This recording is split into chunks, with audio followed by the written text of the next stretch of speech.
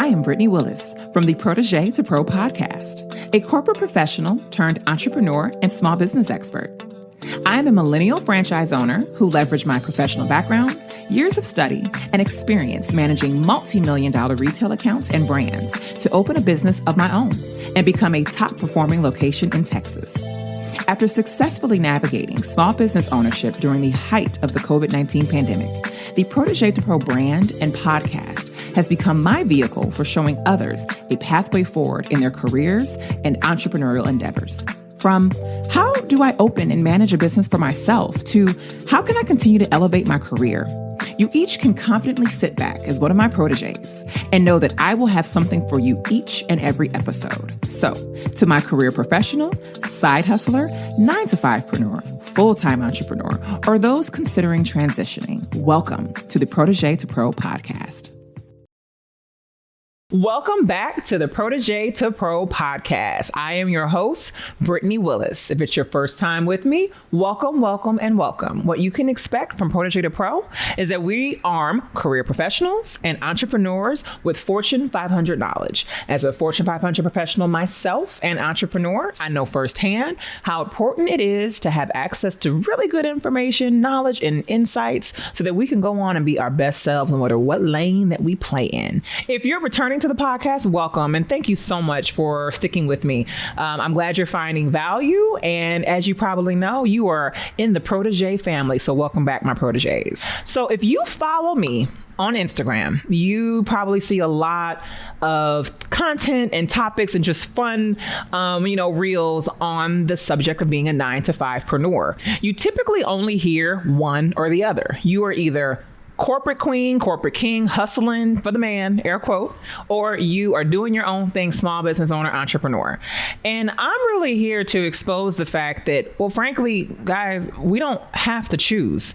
U.S. has approximately 15 or so million entrepreneurs. Now, I can't speak for how many are 9-to-5preneurs and side hustling, but that's a lot of people betting on themselves and leaning into products, services, ideas that are their own. And so I want to spend this episode shedding a little light on how this came to be, why I choose to keep the 9-to-5, and why I think it's really important that we dismantle the idea that we have to do one or the other. So how did 9-to-5preneur come to be for me?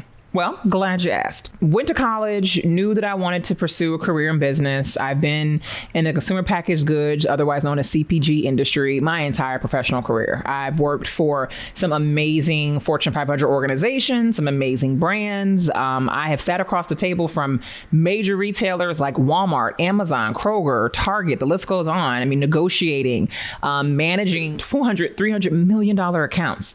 And I got to the point where I said, if I'm doing that for someone else, if I have the capacity to grow and manage these businesses, I can more than likely do that for myself.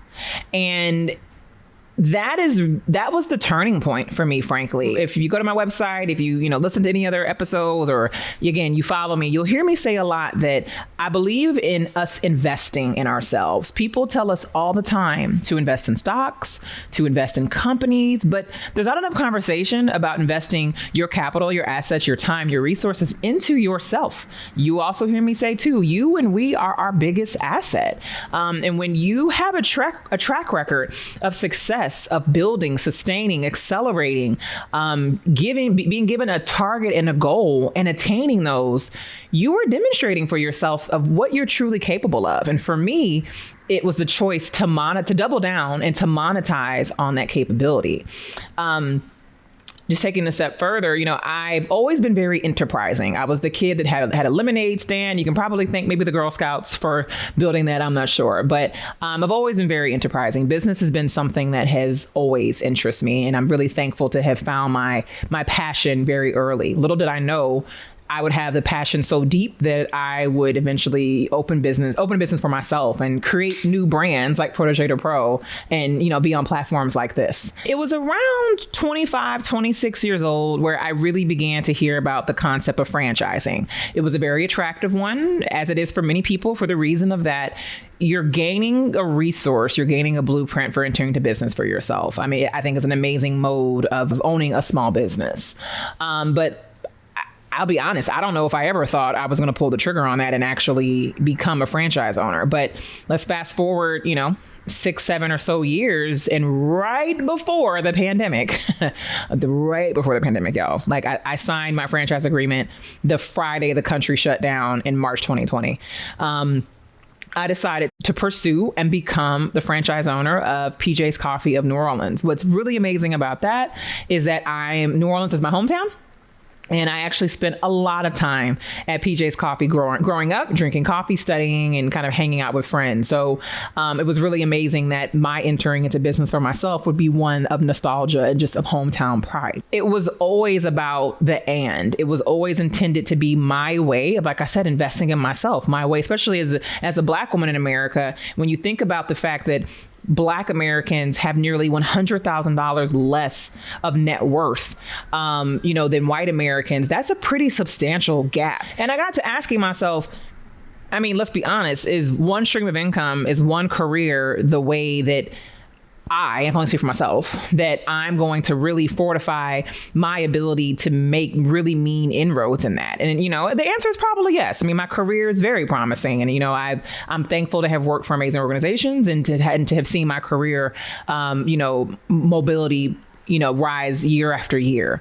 But for me, it was really about the multiple streams of income route of building generational wealth. It was also about investing my time, money, and resources into something that is an asset that I and my family can own, that I can pass down to other generations as a way of creating and giving generational wealth. And I think, generational wealth goes beyond actual cash capital. Sometimes it's assets. Generational wealth is a mindset that you can pass down. It's passing down a home that's paid for. And it's also potentially passing down businesses. And, it's not that I need my future children or, current nieces and nephews or whatever it is, or I don't have nieces and nephews, but I guess little cousins, my current little cousins, is not that I need them working in the business, but even if they decide to sell it, that's their choice. But again, generational wealth, assets. And so for me, especially launching in the pandemic, it became that much more paramount that I be very choiceful about how I go about doing this. It's actually still a little unbelievable to me that I ended up proceeding with my plans to open even after the pandemic had happened. I remember very distinctly watching news articles and looking at other restaurateurs closing their doors. Telling newscasters how they were unsure as how they were going to make payroll. And I went through with it anyway.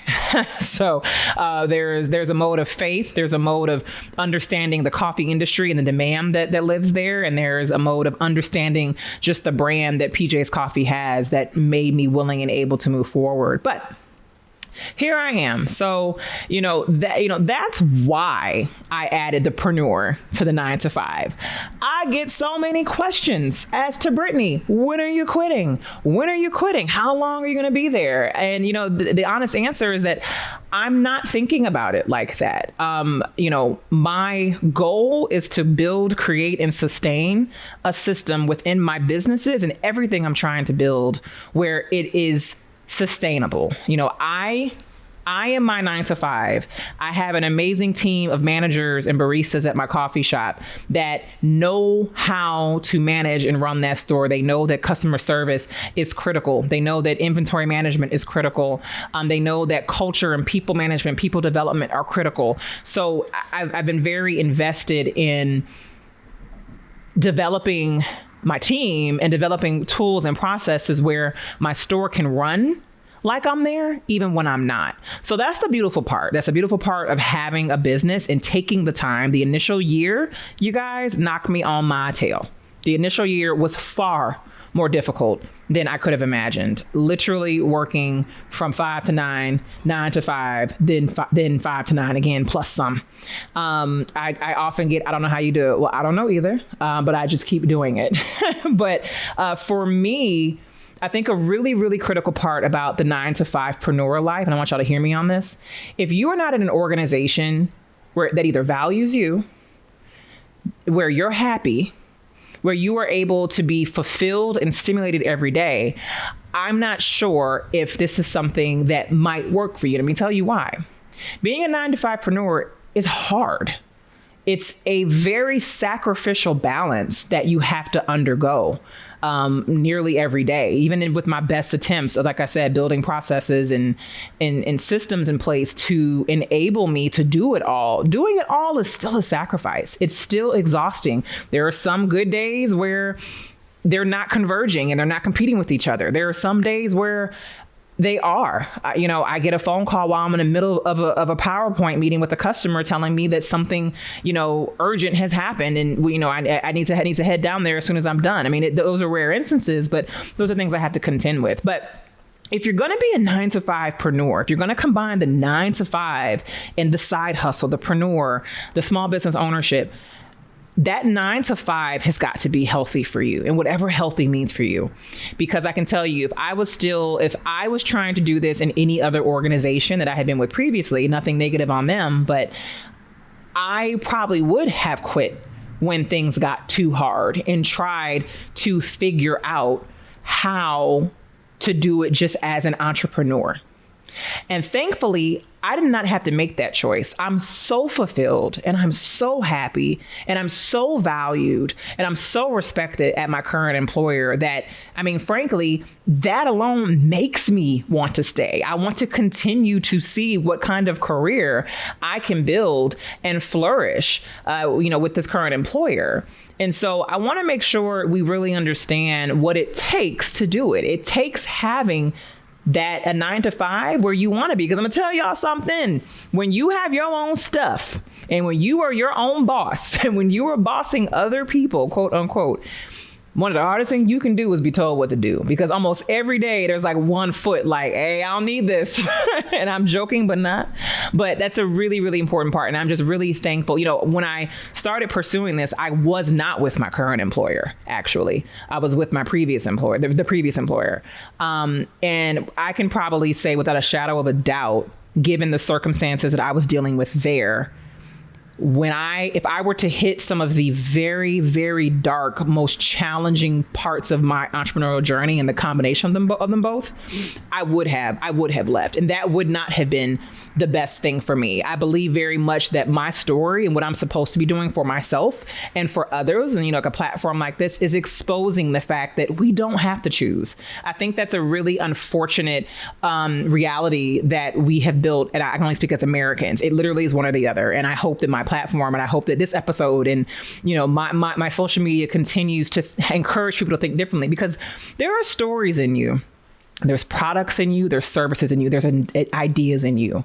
And if you are held back by the fact that your idea and your vision is not going to completely replace your income, and therefore you're never going to start. And the world is never going to benefit from what it is that you can do. Now, granted, coffee is coffee, right? But the customers I see every day, the New Orleanians that I see every day, the Black women who were so proud to come patronize a shop owned by a Black woman, had I not done that, that wouldn't have existed. And as small as that is, it wouldn't have existed if I felt like I had to walk away from it all. So whatever it is that's burning in you, that book, maybe it's creating a t-shirt line, maybe it's candles, maybe it's soaps, maybe it's a piece of technology, whatever it is. My plea to you is to not feel like you have to choose just to start. Maybe one day you will choose. Maybe something will be lucrative enough, or maybe it won't work out and you're still where you are. But it's my hope that you at least get started, and that we're doing this work and having this conversation about just the multidimensionality of career and owning your own business and being an entrepreneur. For this episode's concluding Cracks of Gold segment, I'm going to hold space and call out my amazing employer, PepsiCo. Many of y'all might be wondering, do they know? Yes, they know. And they support me anyway, and they promote me anyway.